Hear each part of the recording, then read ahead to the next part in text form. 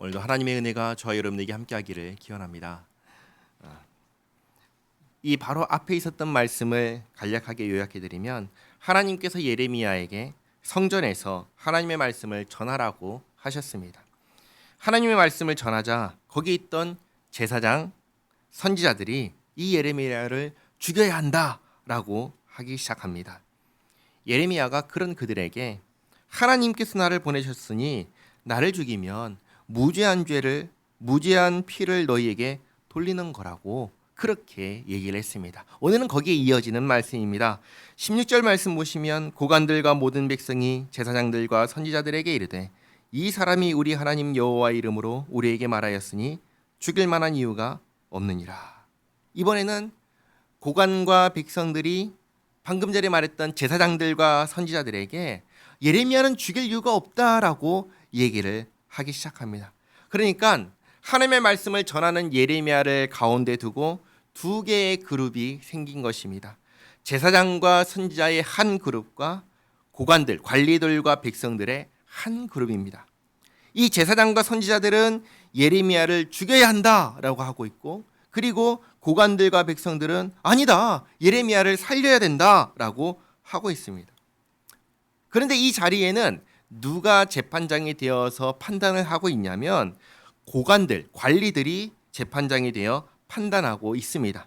고관들과 백성들이 예레미야에 대해서 뭐라고 했죠? 죽일 이유가 없다라고 얘기했습니다. 쉽게 말해 무죄를 선언한 것입니다. 그러면 이 재판 자리가 끝나야 되는데 끝나지가 않습니다. 그러자 몇 사람이 발언권을 얻고 말하기 시작하는 게 17절 말씀입니다. 그러자 그 지방에 장로 중 몇 사람이 일어나 백성의 온 회중에게 말하여 이르기를 유다의 왕 히스기야 시대에 모레셋 사람 미가가 유다의 모든 백성에게 예언하여 이르되 만군의 여호와께서 이와 같이 말씀하셨느니라. 시온은 밭같이 경작지가 될 것이며 예루살렘은 돌무더기가 되며 이 성전에 사는 산당의 숲과 같이 되리라 하였으나. 과거에 미가 선지자 역시 이 예레미야와 똑같은 예언을 했다는 것입니다.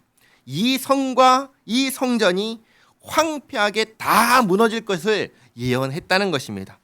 그런데 그렇게 예레미야와 똑같은 예언을 했을 때 19절 유다의 왕 히스기야가 라고 하죠. 여기를 주목하시기 바랍니다. 히스기야 왕이 통치하던 시대에 미가 선지자가 예언을 했습니다.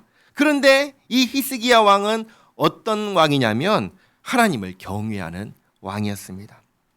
히스기야가 다스리던 그 시대에 미가 선지자가 하나님의 말씀을 받아서 예언을 했습니다. 이 선지자의 예언을 듣고 히스기야가 어떻게 했냐면 19절 하반절에 히스기야와 모든 유다가 그를 죽였느냐. 히스기야가 여호와를 두려워하여 여호와께 간구하매 여호와께서 그들에게 선언한 재앙에 대하여 뜻을 돌이키지 아니하셨느냐. 우리가 이같이 하면 우리의 생명을 스스로 심히 해롭게 하는 것이니라.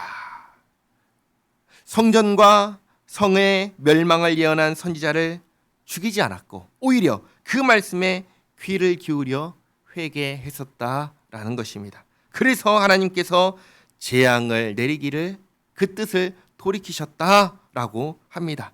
그 과거의 일이 있었으니 우리도 그를 따라서 예레미야를 죽이면 안 된다라고 얘기를 합니다. 그런데 또 하나의 사례를 얘기합니다. 20절 말씀 보시면 전혀 다른 반대의 결과를 보입니다. 또 여호와 이름으로 예언한 사람이 있었는데 곧 기럇 여아림 스마야의 아들 우리야라. 그가 예레미야의 모든 말과 같이 이 성과 이 땅에 경고하여 예언하매. 우리야라는 이 사람도 똑같이 예레미야와 똑같이 미가 선지자와 똑같은 내용의 예언을 했는데 21절 여호야김 왕이 바뀌었죠. 다른 왕입니다. 여호야김은 아까 그 하나님을 경외했던 히스기야의 4대 후손인 왕입니다. 그리고 어떤 왕인 줄 아세요? 하나님을 두려워하지 않는 왕입니다. 그래서 예레미야와 미가와 똑같은 예언을 한 이 우리야라는 사람을 여호야김 왕과 그의 모든 용사와 모든 고관이 그의 말을 듣고서 왕이 그를 죽이려 하매 우리야가 그 말을 듣고 두려워 애굽으로 도망하여 간지라. 여호야김 왕이 사람을 애굽으로 보내되 곧 악보레의 아들 엘라단과 몇 사람을 함께 애굽으로 보냈더니 그들이 우리아를 애굽에서 연행하여 여호야김 왕에게로 그를 데려오매 왕이 칼로 그를 죽이고 그의 시체를 평민의 묘지에 던지게 하니라. 아멘. 두 왕이 있습니다. 히스기야 왕은 하나님의 말씀을 듣고 어떻게 했죠? 회개했습니다.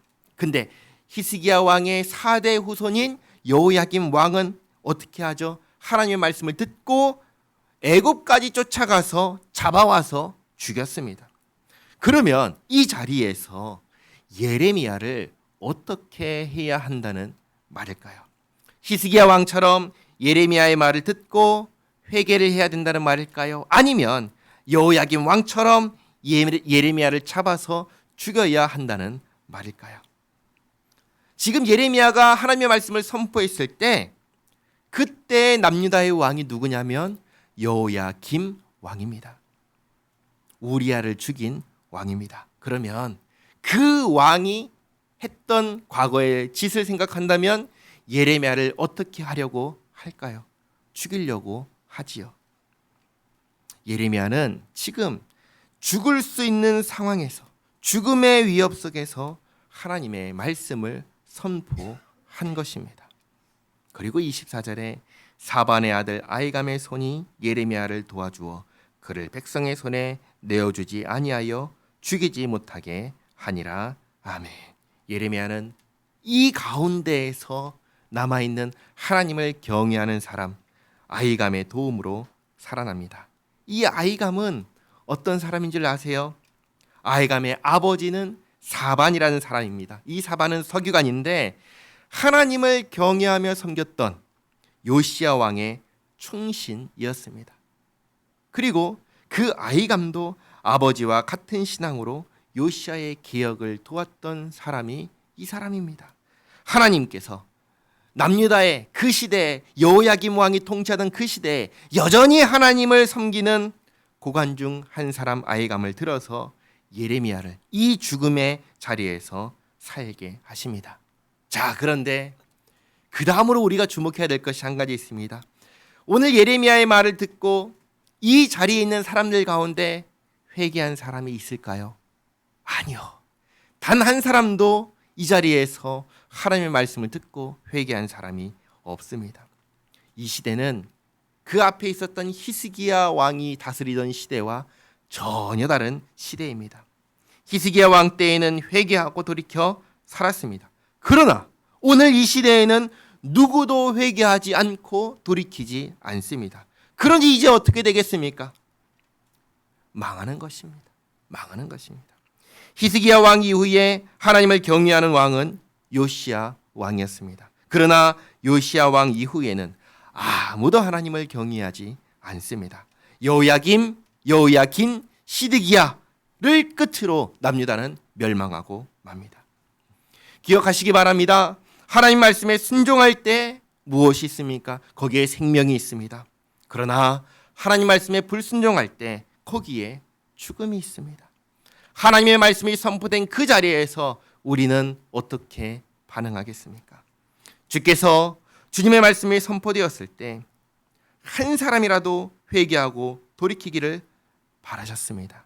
우리가 주님 말씀 앞에 회개하고 돌이켜 정말 주님 말씀에 순종하며 살아가는, 그래서 주님께서 주기 원하시는 그 생명 영생을 받아 누리며 살아가는 우리 모두가 되기를 바랍니다. 기도하겠습니다.